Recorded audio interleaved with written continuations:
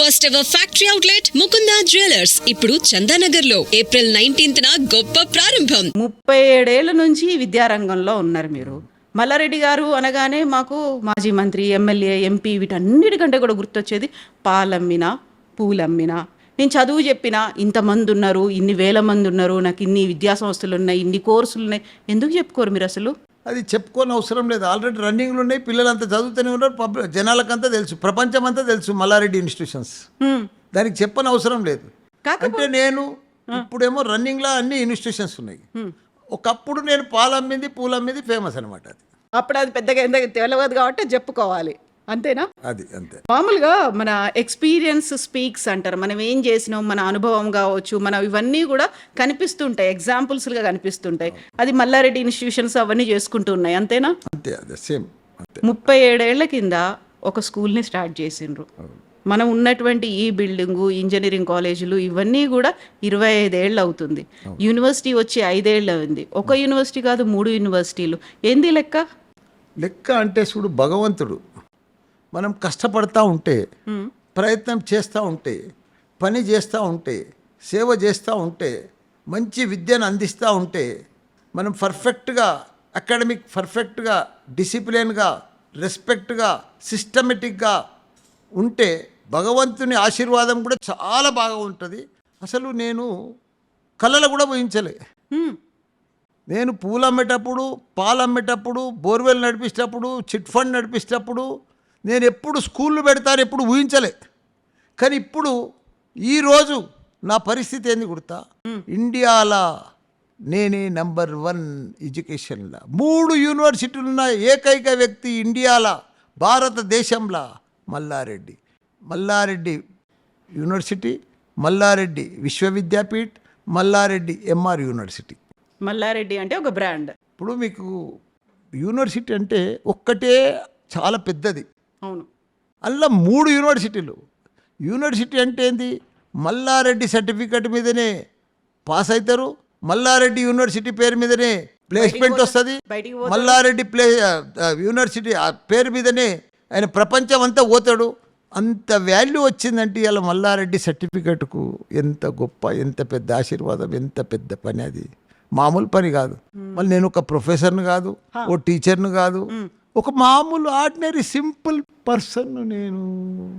అదే నేను అడగబోతున్నా. ఇప్పుడు ఎవరైనా ఒక టీచర్ ఉన్నారు, విద్యారంగంలో ఉన్నారనుకుంటే స్కూల్స్ పెడతారు. ఒక డాక్టర్ ఉన్నారు, హాస్పిటల్స్ పెట్టాలనుకుంటారు, లేకుంటే మెడికల్ కాలేజీ అనుకుంటారు. మీరు అటు టీచరు కాదు, ఇటు డాక్టరు కాదు, అసలు ఒక సామాన్యమైనటువంటి పర్సన్, ఓ ప్రొఫెసర్ కాదు, ఏం కాదు. ఏమన్నంటే నేను పాలమ్మినా, పూలమ్మినా ఇన్ని పెట్టి ఈ ఆలోచన ఎట్లా వచ్చింది అసలు? అసలు నాకు ఎప్పుడు ఆలోచన కూడా లేదు, పెట్టే ఆలోచన కూడా. కానీ పోతూ పోతూ పోతూ నడిపిస్తూ ఒక్క స్కూల్ పెట్టినా. ఎందుకు వచ్చిందా ఆలోచన అప్పుడు స్కూల్? ఫస్ట్ నాకు కూడా ఐడియా లేదు. మేము మా బిల్డింగ్ ఒకటి కిరాయికి ఇస్తే ఆమె వచ్చింది, మళ్ళీ అలా మమ్మల్ని పార్ట్నర్షిప్ చేసుకుంది. అక్కడి నుంచి మా స్టార్ట్ అయింది జర్నీ. ఎప్పుడు? 87లో. ఎవరో అమ్మాయి వచ్చింది, జోసఫిన్ అని ఒక మేడం ఉండే. ఓకే. ఆమె స్కూల్ పెట్టుకుంటాను. ఆమె స్కూల్ పెట్టింది, మా బిల్డింగ్లో కిరాయికి తీసుకుంది. మా బిల్డింగ్ కిరాయి తీసుకుంటే అప్పుడు ఎన్టీ రామారావు ఉండే, 30 రూపాయలు ట్యూషన్ ఫీజు ఉండే, 1200 స్కేల్ ఇవ్వాల్సి వస్తుంది టీచర్స్కు. వచ్చిన ఫీజులు టీచర్లకే సరిపోతున్నాయి, ఈ కిరాయి బిల్డింగ్ వెళ్తలేదు, వీళ్ళని పార్ట్నర్షిప్ పెట్టుకుంటాను, నన్ను పార్ట్నర్షిప్ పెట్టుకున్నాను. అదే వచ్చింది. ఏమన్నారు అప్పుడు మీరు? నేను పార్ట్నర్షిప్ పెట్టుకుంటా అంటే స్కూల్ ఆమెనే నడిపిస్తుంది కదా, ఆమెనే ఉంటుంది కదా, మన బిల్డింగే కదా అని జాయిన్ అయినాం. నెక్స్ట్ ఇయర్కే ఆమె వదిలేసిపోయింది, మాకే అయిపోయింది. అప్పుడు ఆ పిల్లలు ఉన్నారు, రెస్పాన్సిబిలిటీ అయింది, మాకు టెన్షన్ అయింది, ఎట్లా నడిపించాలని. మా సబ్జెక్ట్ కాదు మాది, అవగాహన మాకేం లేదు, దాని మీద అవగాహన లేదు. కానీ వాళ్ళ నీళ్ళని పట్టుకొని కింద మీద ఒక టీచర్ని పెట్టుకొని, ప్రిన్సిపాల్ని పెట్టుకొని మెల్లగా మెల్లగా రన్ చేస్తూ 2-3 ఇయర్స్లో బాగా పర్ఫెక్ట్ అయిపోయింది. వెంబడే మళ్ళీ నెక్స్ట్ 90లో 87, 90లో మళ్ళీ స్కూల్ తెరిచినాం. 95లో చంద్రబాబు నాయుడు తోటి ఒక స్కూల్ తెరిచినాం, ఎంబీ గ్రామర్ అని. అట్లా ఇక ఎవ్రీ ఇయర్ ఒకటి తెరుస్తూ ఇప్పుడు 10 సిబిఎస్ఈ స్కూల్స్ ఉన్నాయి. 10 స్కూల్స్. అప్పుడు మల్లారెడ్డి స్కూల్ అనే పెట్టుకున్నారు, దానికి ఏం పెట్టిండ్రు ఆ టైంలో?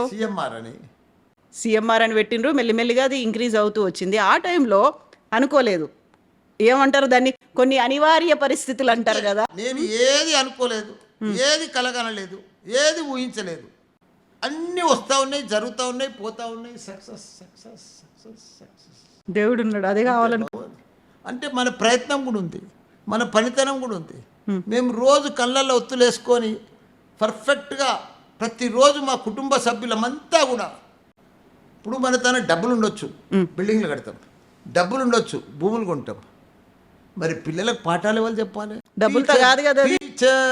టీచర్స్ ఇవాళ ఇంత పెద్ద సక్సెస్కు కారణం మా దగ్గర మంచి టీచర్స్, మంచి అకాడమిషియన్స్, దాంతో ఈ పేరు.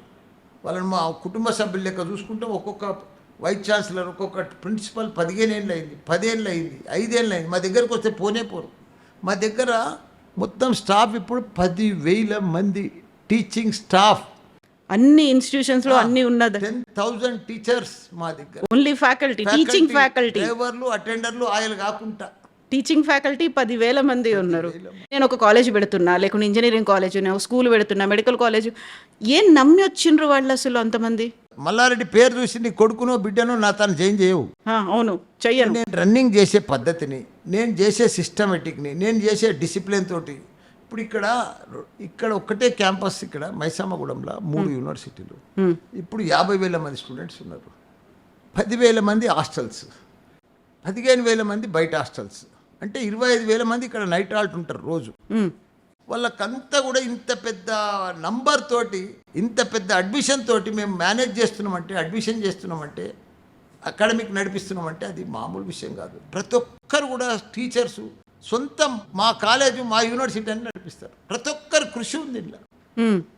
Main discipline. ఒక పాఠం చదువు తక్కువ చెప్పినా సరే డిసిప్లిన్ అనేది ఇంపార్టెంట్. అవును, స్టూడెంట్ డిసిప్లిన్ ఉంటే ఆటోమేటిక్గా సక్సెస్ అయిపోతాం. లైఫ్లో సక్సెస్కు నా లైఫ్లో నేను సక్సెస్ అయినా అంటే 4 విధానాలు. ఒకటి డిసిప్లిన్, ఒకటి రెస్పెక్ట్, ఒకటి హార్డ్ వర్క్, ఒకటి టైం వేస్ట్ చేయొద్దు, డబ్బులు వేస్ట్ చేయొద్దు. ఈ 4 ఉంటే చాలు, మనిషి ఆటోమేటిక్గా సక్సెస్ అవుతాడు. ఇప్పుడేమో స్మార్ట్ వర్క్ చేయాలి. మారింది కదా కాలం మారింది కాబట్టి స్మార్ట్ వర్క్ చేయాలి. అవును, ఎంత స్మార్ట్ వర్క్ చేసినాం అన్నప్పటికీ కూడా ఫ్యాకల్టీ వాళ్ళ ఎక్స్పీరియన్స్ ఎంత ఉంది అన్నప్పటికీ, మీరు అన్నారు 25,000 మంది ఈ క్యాంపస్లో హాస్టల్స్లో ఉంటున్నారంటే వాళ్ళని చూసుకునేటువంటి బాధ్యత అంత జాగ్రత్తగా ఉండాలి. వాళ్ళకి తిండి అవన్నీ, ప్రొటెక్షన్, సేఫ్టీ, సెక్యూరిటీ ఇవన్నీ కూడా చూసుకోవాలి కదా. మా దగ్గర ఒక కిచెన్ ఉంది 2 ఏకర్స్లో. తిరుపతి కంటే పెద్ద, దేవస్థానం కంటే పెద్ద కిచెన్ ఉంది. హరే రామకృష్ణ కూడా ఒక పెద్ద కిచెన్ నడిపిస్తాడు, అక్షయ పాత్ర వాళ్ళది. అంతకంటే కూడా పెద్ద కిచెన్ ఉంది. అట్ ఏ టైం మా తన బ్రేక్ఫాస్ట్ కానీ, లంచ్ కానీ, డిన్నర్ కానీ 10,000 మందికి ఒకటేసారి చేయొచ్చు. అంత పెద్ద కిచెన్ ఉంది. లేటెస్ట్గా, హైజీనిక్గా, బస్ ఆటోమేటిక్గా అంత. ఇప్పుడు ఇంతమందిని పెట్టుకున్నారు, 25,000 మంది, 10,000 మంది ఫ్యాకల్టీ, ఫుడ్ ఇవన్నీ ఉన్నప్పుడు కొన్ని బేసిక్గా తెలిసి ఉండాలి. ఈ కోర్సు నేను పెట్టుకుంటున్నా, దీనికి ఇప్పుడు లేటెస్ట్ మార్కెట్లో ఉన్న కోర్సులు ఏంది, నెక్స్ట్ 5 ఏళ్ల తర్వాత కాంపిటీషన్లో ఏ కోర్సులు ఉంటాయి. ఇప్పుడు నేను ఏదో చదువు చెప్పి పంపిస్తే కాదు, సర్టిఫికేట్ తీసుకొని పోతే బయటికి కాదు. 5 ఏళ్ల తర్వాత వాళ్ళకి ఒక ఎక్స్పీరియన్స్డ్, ఒక స్కిల్స్ అనేవి ఉండాలి. ఈ ఆలోచనలన్నీ మల్లారెడ్డి గారికి ఎట్లా తెలుసు? నేను ప్రపంచం అంతా తిరిగిన. మొన్ననే 15 డేస్ ముందు జపాన్ పోయి వచ్చిన. అవును, ఫోటోలు చూసినాం, వీడియోలు చూసినాం. నవంబర్లో ఆస్ట్రేలియా పోయినా, లాస్ట్ ఇయర్లో అమెరికా పోయినా. నేను ప్రపంచం అంతా తిరిగిన. ప్రపంచం అంతా కూడా మనకంటే తైవాన్ కానీ, జపాన్ కానీ, కొరియా కానీ, జర్మనీ కానీ, అమెరికా కానీ, ఇవన్నీ కూడా చైనా అడ్వాన్స్ కంట్రీస్. మనకంటే 8-9 సంవత్సరాలు ముందున్నాయి. టెక్నాలజీలో కానీ, అకాడమిక్లో కానీ, ప్రతి దాంట్లో అడ్వాన్స్ ఉన్నారు, వాళ్ళు ముందున్నారు. అక్కడ ఇప్పుడు ఇవాళ డ్రైవర్ లేని కారు వచ్చింది ఆడ అమెరికాలో, అంతే. మన దగ్గర 8-9 ఏళ్ళు అయినాక వస్తుంది. ఇప్పుడు మనకున్న స్టూడెంట్స్కు కావాల్సింది ఏంది? Advance technology. ముందు దూరదృష్టి, ఏం నడుస్తుంది ప్రపంచంలో, ఏం పోతుంది, అది మనం గిట్ట కనుక్కొని ఇక్కడ మనం ఇంప్లిమెంట్ చేస్తే గ్యారంటీకి సక్సెస్. ఒక ఎగ్జాంపుల్ చెప్తా. ఇంతకుముందు నేను 50 ఏళ్ళ సంది చూస్తున్నా. నాకెప్పుడు పెద్ద నాలెడ్జ్ లేదు, అవేర్నెస్ లేదు, ఏం లేదు. మన తన ప్రపంచంలో మంచి ట్రిపుల్ ఈసీ, మెకానికల్, సివిల్, ఇవన్నీ కోర్ బ్రాంచెస్ ఉంటాయి. నేను స్టార్ట్ చేసినప్పుడు 25 ఏళ్ళ ముందు. ఇప్పుడంతా ఏమైంది? Artificial intelligence, data science, computer science, IoT, IT, ఇగో ఈ లెవెల్కి మారిపోయింది. ఎందుకు మారింది ఇవన్నీ? ఇంతకుముందు అంతా మ్యానుఫ్యాక్చర్ యూనిట్స్లల్లా టాటా, బిర్లా, ఇవన్నీ కూడా లక్ష్మీ మిట్టల్, వీళ్ళంతా కూడా వీళ్ళంతా కూడా ఆటోమొబైల్, కెమికల్ ఫ్యాక్టరీలు ఇవన్నీ కూడా నడుస్తుండే. ఇప్పుడేమైంది? ప్రపంచం అంతా మార్పు వచ్చేసింది. అవును, ప్రపంచమంతా కూడా Microsoft, Google, Facebook, Apple, Amazon ఇవన్నీ కంపెనీలు వచ్చేసినాయి. వాళ్ళు ఏం మ్యానుఫ్యాక్చర్ యూనిట్స్ కావు, వాళ్ళు ఏం తయారు చేయరు, మోటార్లు తయారు చేయరు, నా లెక్క కాలేజీలు నడిపారు, వాళ్ళు ఏం తయారు చేయరు, ఓన్లీ సాఫ్ట్వేర్, అవును, టెక్నాలజీ. లక్షల ఉద్యోగాలు ఉన్నాయి టెక్నాలజీ మీద, లక్షలు. దానికి సత్తా ఉండే స్టూడెంట్ కావాలి, అవును. దానికి సూట్ అయ్యేటట్టు ఇంజనీర్ కావాలి, సూట్. ప్రపంచంలో ఇన్ని కంపెనీలు ఉన్నాయి, ఇంత లక్షల మంది ఉద్యోగాలు కావాలి, కానీ వాళ్ళకి కరెక్ట్గా దొరుకుతలేరు సూటబుల్. ఇంకొకటి దీని కంటిన్యూషన్ ఇంకోటి కూడా చెప్తా. ప్రపంచం ఇప్పుడు ఉందమ్మా, నేను ప్రపంచం అంతా మొన్న జపాన్ పోయినా, 110 ఏళ్ళు బతుకుతున్నారు అక్కడ. 90 ఈజీగా బతుకుతారు, 90 అంద. 75, 90లో కూడా ట్రాఫిక్ పోలీస్ పనిచేస్తారు. ఆడ రిటైర్మెంట్ లేదు మనుషులకు, ఎందుకంటే ఆడ పెళ్ళిళ్ళు చేసుకోరు, పెళ్ళిళ్ళు చేసుకున్నా పిల్లలు పుట్టిగారు. ఆ షార్టేజ్ ఉంది ఆడ. అంత యాక్టివ్గా కూడా ఉంటారు మళ్ళీ, అంటే సరిపోరు కదా, అంతే హైజీనిక్ ఫుడ్ తీసుకుంటారు, బాగా పనిచేస్తారు, తెలివితో పనిచేస్తారు, టెక్నాలజీలో నెంబర్ 1. కానీ వాళ్ళకు హెల్త్ కూడా బాగా పనిచేస్తారు. కాబట్టి కొత్త పిల్లలు లేరు, కొత్త ప్రొడక్షన్ కూడా వస్తలేదు.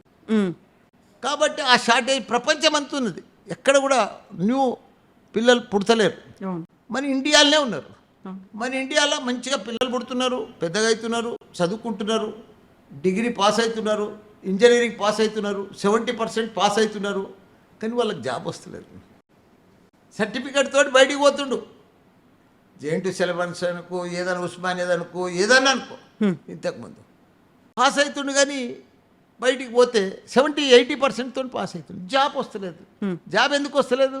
స్కిల్ లేదు, టెక్నాలజీ లేదు. నోరు తెరిస్తే ఇంగ్లీష్ కరెక్ట్గా వస్తలేదు, అవును.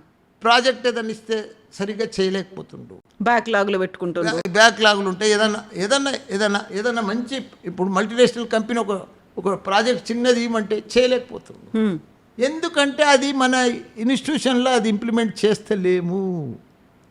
నేనేం చేసిన అంటే, నా దగ్గర డే 1 నుంచి స్టూడెంట్స్కి జాయిన్ అయితేనే ఫస్ట్ డే నుంచే ల్యాప్టాప్ కంపల్సరీ, యూనిఫామ్ కంపల్సరీ. వాళ్ళకందరు కూడా మంచి ఇండస్ట్రియల్ ట్రైనర్ని పట్టుకొచ్చి డే 1 నుంచి కోడ్ నేర్పిస్తా, జావా నేర్పిస్తా, పైథాన్ నేర్పిస్తా, డాటా సైన్స్ నేర్పిస్తా. ఇవన్నీ నేర్పిస్తే ఏమైతే ఫస్ట్ ఇయర్లే మనం ఏం చాలా మటుకు ఇంజనీరింగ్ ఇప్పటికి కూడా అన్నీ చాలా కాలేజీలు ఉన్నాయి. నా కాలేజీలో కూడా అట్లే ఉండే ఇంతకుముందు. 3rd ఇయర్లో 4th ఇయర్లో నేర్పిస్తాం. కంపెనీకి పోయాలంటే ముందు ఆ వారం దినాలు, నెల దినాలు ట్రైనింగ్ ఇస్తే ఎట్లా నేర్చుకుంటాడు. ఇప్పుడు మనం చదువుతో పాటు మనం ఫస్ట్ ఇయర్లోనే ఫుల్ ఇవన్నీ స్టూడెంట్కి నేర్పిస్తే, ఎందుకంటే ఇప్పుడు స్టూడెంట్ చాలా అడ్వాన్స్ ఉన్నాడు, టీచర్ కంటే స్టూడెంట్ అడ్వాన్స్ ఉన్నాడు. Teacher old model, student advance ఉన్నాడు, కొత్త టెక్నాలజీ. మన పిల్లల్ని మన ఇప్పుడు జరసేపు సెల్ ఫోన్ ఇస్తే ఉన్న గేమ్స్ అన్ని తీసి ఆడతాడు. ఆ గేమ్స్ మనం ఆడలేము, ఎందుకంటే అంత మైండ్ ఆయన షార్ప్ దాంట్లోకే పోతుంది. స్టూడెంట్స్ది కూడా అదే పద్ధతి ఉన్నది. కొత్త ప్రపంచంలో నేను అబ్జర్వ్ చేసింది 2 షార్టేజ్ ఉన్నాయమ్మా. ఒకటి యువ ఇంజనీర్లు, అది మన ఇండియాలో ఉన్నారు, యువత అంతా మనమే సప్లై చేస్తున్నాం. మనం ప్రపంచం అంతా ఇప్పుడు మనమే సప్లై చేయవలసి వస్తుంది ఫ్యూచర్. ఎందుకంటే మన తన 65% యంగ్స్టర్స్ ఉన్నారు. అదొక ఛాన్స్, గోల్డెన్ ఛాన్స్ మనకు. ప్రపంచంలో ఎక్కడ కొత్త ప్రొడక్షన్ లేదు. ఇంకోటి ఏంటంటే స్కిల్ టెక్నాలజీ షార్టేజ్ ఉంది ప్రపంచంలో. ఆ 2 షార్టేజ్ ఉన్నాయి. చాలా అవసరం ఏంటంటే మల్టీనేషనల్ కంపెనీలకు అంతా కూడా స్కిల్ ఉన్న టెక్నాలజీ ఉన్న స్టూడెంట్సే కావాలి. ఆ 2 మల్లారెడ్డి యూనివర్సిటీలలో మేము నేర్పిస్తున్నాము. అందుకే ఆ డిమాండ్ వచ్చింది. జాబ్ కావాలంటే, స్కిల్ టెక్నాలజీ కావాలంటే మల్లారెడ్డి యూనివర్సిటీలో జాయిన్ కావాల్సిందే. డే 1 నుంచి ఫస్ట్ ఇయర్లోనే నీకు పైథాను, కోడు అన్నీ వాడు ఫస్ట్ ఇయర్లో తర్వాత అయిపోతాడు అమ్మా. 2nd, 3rd ఇయర్ వస్తే కల్లా సబ్జెక్ట్తో పాటు ఇంకా స్పీడ్ అయిపోతాడు.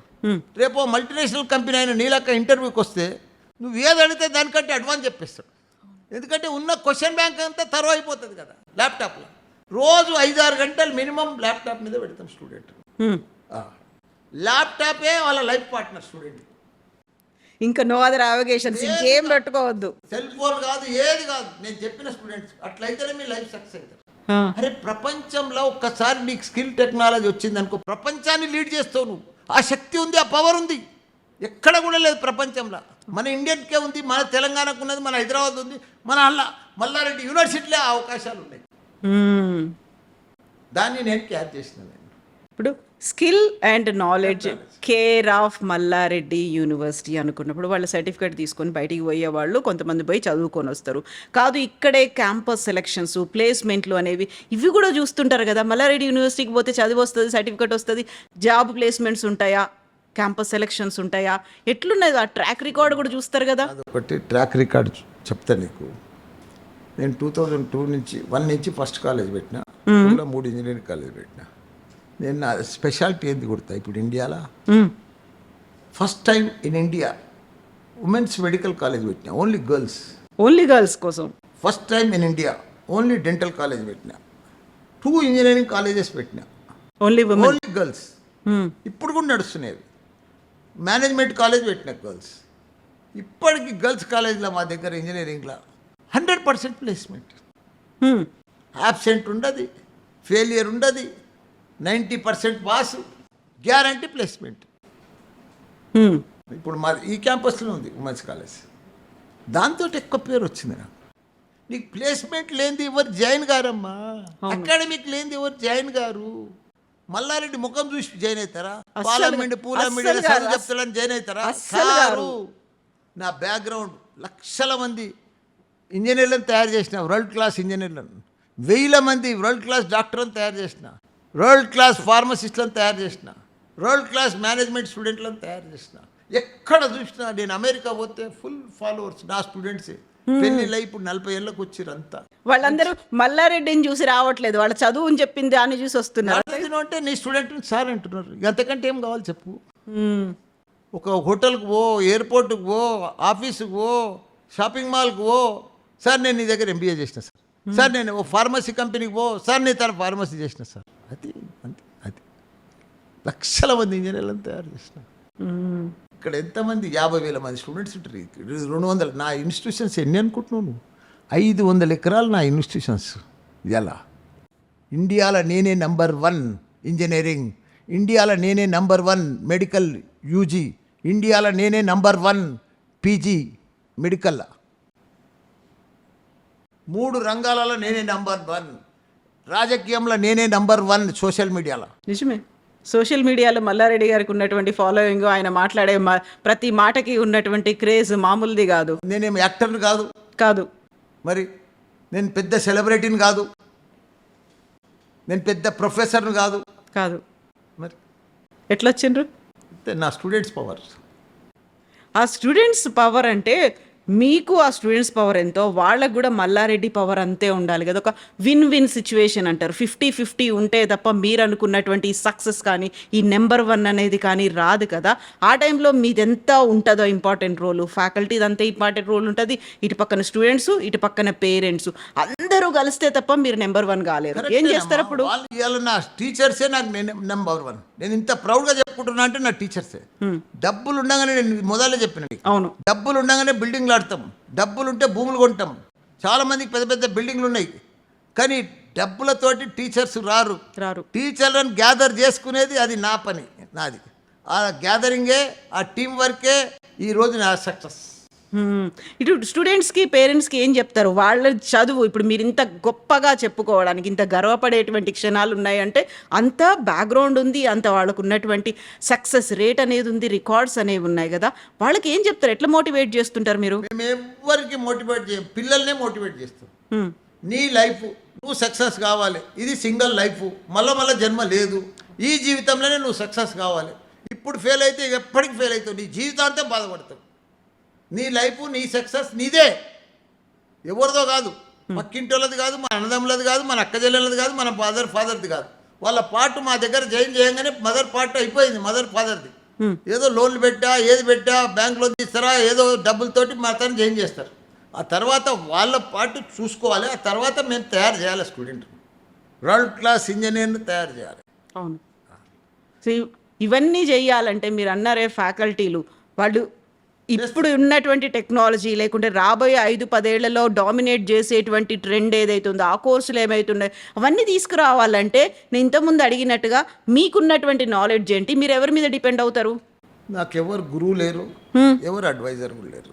నేనే అక్కడ ఇక్కడ చూస్తూ ఉంటా. ప్రపంచమంతా తిరిగిన కదా, యాడేమవుతుంది అడ్వాన్స్గా. మొన్న తైవాన్ పోయినా, అక్కడికి వెళ్ళి డిపిఆర్ రిపోర్ట్ తీసుకొచ్చిన, అక్కడికి వెళ్ళి ఫ్యాకల్టీ తీసుకొచ్చిన, ఆడ ఏం నడుస్తుందో చూసి వచ్చి ఆ డిపిఆర్ రిపోర్ట్ తోటి, ఆ ప్రోగ్రామ్స్ తోటి, అక్కడ నడిచే విధానంతో మొన్న ఒక యూనివర్సిటీ తీసుకొచ్చిన 6 months ముందు. ఇండియాలో ఫస్ట్ యూనివర్సిటీ, ఇండియాలోని ఫస్ట్ యూనివర్సిటీ అలాంటిది. Digital health cluster distance deemed university. నేను చెప్పిన పేరు నువ్వు మళ్ళీ చెప్పలేవు. Digital health cluster distance deemed university. 7 colleges కలిపి ఎంబీబీఎస్ చదువుతున్నారు. MBBS with artificial intelligence, pharmacy with artificial intelligence. అట్లా ఇప్పుడు మన ఇంజనీరింగ్ ఎడ్యుకేషన్లో ఏఐ ఆర్టిఫిషియల్ ఇంటెలిజెన్స్. ఈ సిస్టంలో ఈ రూల్స్ పెట్టి, ఈ డిపిఆర్ పెట్టి, ఈ సిస్టమ్ కోసం నేను ఇప్పుడు తీసుకొచ్చిన. మెడికల్ది కానీ, డెంటల్ది కానీ, ఫార్మసీది కానీ, నర్సింగ్ది కానీ, ఇంజనీరింగ్. ఇండియాలో ఫస్ట్ మ్యాన్ అలాంటి యూనివర్సిటీ రావడం భారతదేశంలోనే 6 months ముందు వచ్చింది. అది దాని పేరు మల్లారెడ్డి విశ్వవిద్యాపీఠ్.